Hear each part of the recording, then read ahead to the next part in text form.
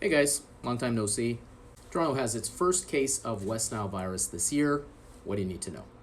So, West Nile virus is one of these vector borne viruses where there's no person to person transmission, but it's transmitted by a mosquito. So, the mosquito bites a person or animal who's infected, the mosquito gets infected, then they bite a human and pass it on to that human. So, as the name implies, it does come from the West Nile region of Africa, from the Uganda region.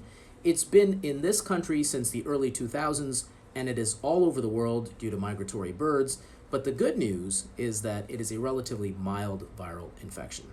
Now, we have a few hundred infections every year that we're aware of, but there are probably many more infections because, in fact, 60 to 80% of people who get this viral infection will be completely asymptomatic, and most of the other people who get it will simply have a flu-like illness, will feel unwell for several days, and then will get over it, and will never get tested and never realize that they in fact had West Nile virus. In a very small percentage of people, 1 to 2% of people, this can affect the brain and cause encephalitis or meningitis, and then it can be a very serious infection. We're more likely to see that in the elderly, in the very young, and in people who have a weak immune system.